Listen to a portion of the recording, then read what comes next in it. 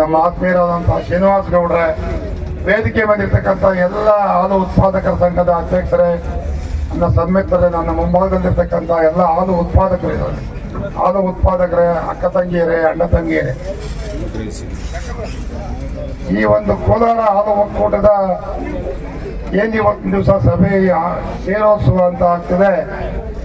ಇದು ಮಳೆಗಾಲದಲ್ಲಿ ಎಲ್ಲೆಲ್ಲಿ ಒಂದು ಹುಲ್ಲಿನ ಅವಶ್ಯಕತೆ, ಮೇವಿನ ಅವಶ್ಯಕತೆ ಬಹಳ ಹೆಚ್ಚಾಗಿ ಲಭ್ಯತೆ ಆದಂಥ ಸಮಯದಲ್ಲಿ ಈ ಹಾಲು ಉತ್ಪಾದನೆ ಸಹ ಜಾಸ್ತಿ ಆಗುತ್ತೆ. ಆದರೆ ಹಾಲು ಉತ್ಪಾದನೆ ಜಾಸ್ತಿ ಆಗುತ್ತೆ, ಅದೇ ಹಾಲಿನ ಒಂದು ಬಳಕೆ ಕಡಿಮೆ ಆದಂಥ ಸಮಯದಲ್ಲಿ ಈ ಒಂದು ಹಾಲು ಒಕ್ಕೂಟಕ್ಕೆ ಹಾಲನ್ನು ಮಾರೋದು ಕೂಡ ಒಂದು ದೊಡ್ಡ ಸಮಸ್ಯೆ. ಶ್ರೀರಾಮ ಮಹೋತ್ಸವ ಬಹಳ ಒಳ್ಳೆ ಕಾರ್ಯಕ್ರಮ.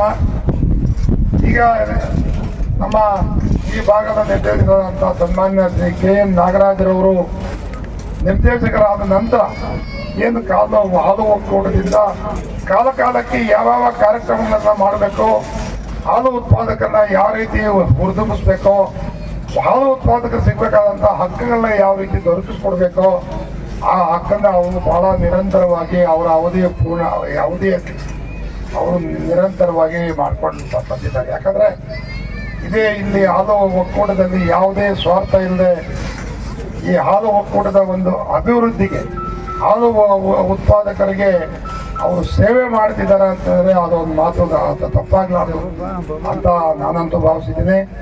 ಅದಕ್ಕೆ ಪೂರಕವಾಗಿ ಈ ಭಾಗದ ಶಾಸಕರು ಸಮೃದ್ಧಿ ಮಂಜುನಾಥ್ ಅವ್ರಿಗೆ ಒಂದು ಬೆಂಗಾವಲ್ ಥರ ನಿಂತು ಈ ಹಾಲು ಉತ್ಪಾದಕರ ಹಿತರಕ್ಷಣೆ ಮಾಡೋದಕ್ಕೆ ಅವರು ಸಹ ತಮ್ಮ ಕೈ ಮೀರಿ ಸಹಕಾರನ ಕೊಡ್ತಿದ್ದಾರೆ. ಇದರ ಜೊತೆಗೆ ನಾನು ಸಹ ಏನು ವಿಧಾನ ಪರಿಷತ್ ಸದಸ್ಯ ಆದ ನಂತರ ನಾನು ಈ ಹಾಲು ಉತ್ಪಾದಕರ ಸಮಸ್ಯೆಗಳ ಬಗ್ಗೆ, ಹಾಲಿನ ಬೆಲೆ ಜಾಸ್ತಿ ಮಾಡೋ ಬಗ್ಗೆ, ಹಾಲಿನ ಉತ್ಪಾದನೆಗೆ ಬೇಕಾದಂತಹ ಹಸುಗಳಿಗೆ ಮೇವಿಗೆ ಆ ಒಂದು ಏನು ಇಲ್ಲೇ ಇಲ್ಲ, ಹಸುಗಳಿಗೆ ಕೆಟ್ಟ ಕಾಯಿಲೆಗಳೆಲ್ಲ ಬಂದು ಏನದು ಕೆಚ್ಚದ ಬಾವು ಇರ್ಬೋದು, ಅದೇ ರೀತಿ ಅದಕ್ಕಿಂತ ಇನ್ನೊಂದು ಕಾಯಿಲೆ ಬಂದಿತ್ತಲ್ಲ, ಗಂಟು ರೋಗ ಬಂದಂಥ ಸಮಯದಲ್ಲಿ ಸಾವಿರಾರು ಹಸುಗಳು ಅವತ್ತಿನ ದಿವಸ ತನ್ನ ಜೀವನ ಕಳ್ಕೊಂಡ್ವು. ಅವಾಗ ಆ ಸಮಯದಲ್ಲಿ ಸರ್ಕಾರದ ಮೇಲೆ ಒತ್ತಡ ಹಾಕಿ ಆ ಸತ್ತು ಹೋದಂತಹ ಹಸುಗಳಿಗೆ ಒಂದು ಪರಿಹಾರ ಕೊಡಿಸೋ ದಿವಸದಲ್ಲಿ ಕೂಡ ನಾನು ಸದನದಲ್ಲಿ ಸಾಕಷ್ಟು ಸಾರಿ ಚರ್ಚೆ ಮಾಡಿದ್ದೆ. ಇದು ಬಹಳ ನೋವಿನ ಸಂಖ್ಯೆ. ನಾನು ಕಳೆದ ಸಾರಿ ಮುಂಗಡ ಪತ್ರದಲ್ಲಿ ಹೇಳಿದ್ದೆ, ಒಂದು ಕುರಿ ಸತ್ತು ಹೋದ್ರೆ 5,000 ರೂಪಾಯಿ ಕೊಡ್ತಾರೆ ಸರ್ಕಾರದಲ್ಲಿ. ಕುರಿ ಒಂದು 5,000 ರೂಪಾಯಿ ಕುರಿ, 6,000 ರೂಪಾಯಿ ಕುರಿ ಸತ್ತೋದಾಗ 5,000 ಕೊಡ್ತಾರೆ. 1.5 ಲಕ್ಷ ರೂಪಾಯಿ ಹಸು ಸತ್ತೋದಾಗ 10,000 ಕೊಡ್ತಾರೆ. ಇದು ಬಹಳ ಅನ್ಯಾಯ. ನಾನು ಪ್ರತಿಭಟನೆಯನ್ನು ಸಹ ಮಾಡಿದ್ದೀನಿ. ಆ ಕುರಿಗೆ 5,000 ಯಾಕೆ ಕೊಡ್ತಾರೆ, ಅದು ಅವ್ರ ರೈತರಿಗೆ ಕೊಡ್ಲಿ, ನಾನು ಬೇಡ ಅಂತ ಹೇಳಲ್ಲ. ಅಂದ್ರೆ ಅದ್ರ ಹಿಂದೆ ಇರುವಂತ ಒಂದು ಕೆಟ್ಟ ಸಂಸ್ಕಾರ ಬಹಳ ನೋವಿನಿಂದ ಕೂಡಿದ್ದು ಅಂತ ನನಗಂತ ಹೇಳಿ ಅದನ್ನು ನಾನು ವ್ಯಕ್ತಪಡಿಸಿದ್ದೀನಿ. ನೀವು ಕೊಡಿ, ಅವ್ರಿಗೆ 5,000 ಅಲ್ಲ 6,000 ಕೊಡಿ. ಆದ್ರೂ 1.5 ಲಕ್ಷ ರೂಪಾಯಿ ಹಸುಗೆ ನೀವು 10,000 ಕೊಟ್ಟರೆ ಅವ್ರು ಮತ್ತೊಂದು ಹಸು ಹೇಗೆ ತಗೊಳ್ಳೋದು? ಇದು ಕೋಲಾರ ಭಾಗದಲ್ಲಂತೂ ಸಹ ಈ ಹಾಲು ಉತ್ಪಾದನೆ ಇರ್ಬೋದು, ಕೋಳಿ ಸಾಕಾಣಿಕೆ ಇರ್ಬೋದು, ಕುರಿ ಸಾಕಾಣಿಕೆ ಇರೋದು ರೈತರಿಗೆ ಬಹಳ ಮುಖ್ಯ. ಇದು ಒಂದು ಉಪಕಸಬನ್ನಾಗಿ ನಮ್ಮ ರೈತರು ಇವತ್ತು ಇದನ್ನ ಅಳವಡಿಸ್ಕೊಳ್ತಾ ಇದ್ದಿದ್ರೆ ಇಲ್ಲಿರುವಂಥ ಒಂದು ನೀರಿನ ಅಭಾವ, ಇವತ್ತಿನ ದಿವಸ ಒಂದು ತೋಟಗಾರಿಕೆ ಬೆಳೆಗಳಿಗಿರುವಂಥ ಹೆಚ್ಚು ರೋಗಗಳು ಬಂದು ರೈತರು ಇವತ್ತು ಈ ಉಪಕಸಬಲ್ಲಿ ಏನಾದ್ರು ಇಲ್ಲದೆ ಇದ್ದಿದ್ರೆ ಅವ್ರಿಗೆ ಊಟಕ್ಕೂ ಸಹ ಕಷ್ಟ ಆಗ್ತಿತ್ತು. ನಾನು ಅದಕ್ಕೆ ಎಲ್ಲ ಸಭೆಗಳಲ್ಲೂ ಹೇಳ್ತೀನಿ, ಇನ್ನು ಮುಂದಕ್ಕೆ ನಾವು ಟೊಮೆಟೊ ಬೆಳೆದು ಸಾಹುಕಾರ ಆಗ್ಬಿಡ್ತೀವಿ, ಇಲ್ಲ ಮಾವಿನ ತೋಟ ಇದೆ ಹಣ ಮಾಡ್ಬಿಡ್ತೀವಿ, ಇಲ್ಲ ಇಂಥ ಬೇರೆ ತರಕಾರಿ ಬೆಳೆ ಇದೆ ನಾವು ಸಾಹುಕಾರ ಆಗ್ತೀವಿ. ರೈತರಿಗೆ ಮುಂದಿನ ದಿನ ಬಹಳ ಕಷ್ಟ ಇದೆ. ಯಾಕಂದ್ರೆ ಏನ್ ಇವತ್ತು ಹವಾಮಾನದ ವೈಪರೀತ್ಯಗಳು ಯಾವ ರೀತಿ ಆಗ್ತಿದೆ ಅಂತಂದ್ರೆ ಇವತ್ತು ರೋಗಗಳು ಯಾವುದೇ ಒಂದು ರೋಗಾಣುವಿಂದ ಬರೋದಕ್ಕಿಂತ ಹೆಚ್ಚಿಗೆ ಹವಾಮಾನ ವೈಪರೀತ್ಯದಿಂದ ಇವತ್ತು ರೋಗಗಳು ಉಲ್ಬಣ ಆಗೋದನ್ನ ನೀವೆಲ್ಲರೂ ಸಹ ನೋಡಿರ್ತೀರಿ. ಹಾಗಾಗಿ ಮುಂದಿನ ದಿನಗಳಲ್ಲಿ ಸರ್ಕಾರ ಕೊಡುವಂಥ ಸೌಲಭ್ಯಗಳ ಜೊತೆಗೆ ಏನಿವತ್ತು ಹಾಲು ಉತ್ಪಾದನೆ ಇರ್ಬೋದು, ಕೋಳಿ ಸಾಕಾಣಿಕೆ ಇರ್ಬೋದು, ಮತ್ತೆ ಕುರಿ ಸಾಕಾಣಿಕೆ, ಮೇಕೆ ಸಾಕಾಣಿಕೆ, ಹಂದಿ ಸಾಕಾಣಿಕೆ, ಇವೆಲ್ಲ ಜೀವರಾಶಿಗಳನ್ನ ನೀವು ಸಾಕುವಂಥ ಒಂದು ಪರಿಪಾಠವಾದ ಒಂದು ಉಪಕಸಬನ್ನಾಗಿ ಮುಂದಕ್ಕೆ ಬೆಳೆಸ್ಕೋಬೇಕು ಅಂತ ನಾನಂತೂ ನಿಮ್ಮಲ್ಲಿ ವಿಶೇಷ ಮನವಿ ಮಾಡ್ತೀನಿ. ಯಾಕಂದರೆ ನಾನು ಸಹ ಒಂದು ಕೋಳಿ ಸಾಕಾಣಿಕೆದಾರ, ನಾನು ಸರ್ಕಾರಿ ಅಧಿಕಾರಿಯಾಗಿದ್ದೆ. ರಾಜೀನಾಮೆ ಕೊಟ್ಟು ನಾನು ಕೋಳಿ ಸಾಕಾಣಿಕೆ ಮಾಡಿ ಇವತ್ತು ದಿವಸ ಒಂದು ದೊಡ್ಡ ಮಟ್ಟದಲ್ಲಿ ಕೋಳಿ ಸಾಕಾಣಿಕೆ ಮಾಡಿದ್ದೀನಿ. ನನ್ನದೇ ಆದಂಥ ಒಂದು ಚಾಪನ್ನು ಸಹ ಕೋಳಿ ಸಾಕಾಣಿಕೆಯನ್ನು ಮುಗಿಸ್ಕೊಂಡಿದ್ದೇನೆ.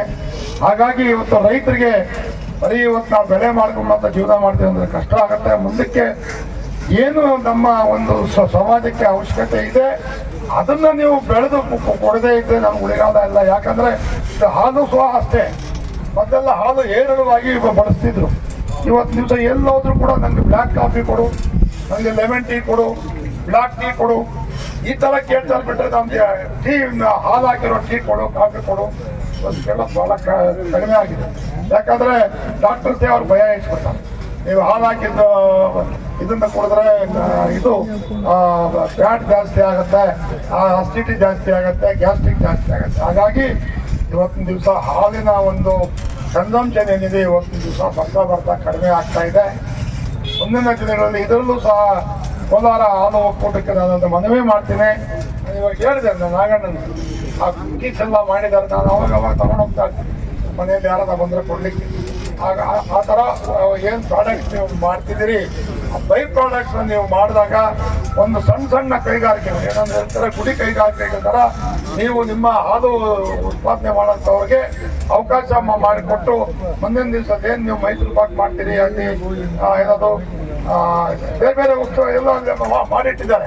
ಹಾಲಲ್ಲಿ ನೀವು ಆ ಬೈ ಪ್ರಾಡಕ್ಟ್ ಮಾಡೋದಕ್ಕೆ ಹೆಚ್ಚಿಗೆ ಒಂದು ಹಾಲು ಉತ್ಪಾದನೆ ಜೊತೆಗೆ ನೀವು ಒಂದು ಉತ್ತೇಜನ ಕೊಡುವಂತ ಕೆಲಸ ಮುಂದಿನ ದಿವಸ ಮಾಡಬೇಕಾಗತ್ತೆ. ಇದರ ಬರೀ ಹಾಲನ್ನ ಈ ಸರ್ಕಾರಗಳು ಬೆಲೆ ಜಾಸ್ತಿ ಮಾಡಿ ಕೊಡಲ್ಲ. ಈ ರೈತರು ಈ ಬೆಲೆಯಲ್ಲಿ ಉತ್ಪಾದನೆ ಮಾಡೋಕ್ಕಾಗಲ್ಲ. ಮುಂದಿನ ದಿವಸ ಬಹಳ ಕಷ್ಟ ಇದೆ. ಹಾಗಾಗಿ ಅದು ಹೆಚ್ಚಿಗೆ ಸಮಯ ತಗೊಳ್ಳೋಕ್ಕಾಗತ್ತೆ. ಈಗಾಗಲೇ ಸಮಯ ಮೀರಿದೆ. ಮುಂದಿನ ದಿನದಲ್ಲೂ ಸಹ ನಮ್ಮ KN ನಾಗರಾಜ್ ಅವರು ಒಂದೆಲ್ಲ 10 ಸಾರಿ ಆದರೂ ಅವರೇ ನಿರ್ದೇಶಕರಾಗಿ ಮುಂದಿನ ಅಧ್ಯಕ್ಷರು ಸಹ ಅವರೇ ಆಗಿ ಇದು ಒಂದು ಹಾಲು ಉತ್ಪಾದಕರಿಗೆ ಒಂದು ಹೆಚ್ಚಿನ ಶಕ್ತಿ ಕೊಡುವಂಥ ಕೆಲಸ ಆಗಲಿ ಅಂತೇಳಿ ನನ್ನ ಒಂದು ಆಶಾದಾಯಕ ಮನೋಭಾವನೆಯಿಂದ ಮುಂದಿನ ದಿನದಲ್ಲಿ ಇನ್ನೂ ಹೆಚ್ಚು ದೊಡ್ಡ ಮಟ್ಟಕ್ಕೆ ಈ ಒಂದು ಹಾಲು ಒಕ್ಕೂಟ ಇವತ್ತು ಹೇಳಿದ್ರು ನಮ್ಮ ಇವರು ವ್ಯವಸ್ಥಾಪಕ ನಿರ್ದೇಶಕರು. ಈಗಾಗಲೇ ಸುಮಾರು 230 ಕೋಟಿ ವೆಚ್ಚದಲ್ಲಿ ಮೆಗಾ ಡೈರಿ ಹಾಲು ಸಂಸ್ಥೆ ಬರ್ತಾ ಇದೆ.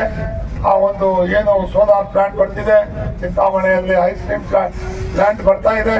ಈ ರೀತಿ ಹೆಚ್ಚಿನ ಒಂದು ಹಣಕಾಸಿನ ಲಭ್ಯತೆಗೆ ತಕ್ಕಂತೆ ಮುಂದಿನ ದಿನದಲ್ಲಿ ಇದು ಬಹಳ ಎತ್ತರಕ್ಕೆ ಈ ಒಂದು ಹಾಲು ಕೂಡ ಬೆಳೀಲಿ ಅಂತೇಳಿ ನಾನು ಆಶಿಸ್ತಾ ಇದರಿಂದ ಕರೆಸಿ ಮಾತಾಡ್ಲಿಕ್ಕೆ ಅವಕಾಶ ಮಾಡಿಕೊಟ್ಟಂತ ಎಲ್ರಿಗೂ ಒಂದು ವಿರಾಮ ತಗೊಳ್ತೀನಿ. ಎಲ್ರಿಗೂ ನಮಸ್ಕಾರ.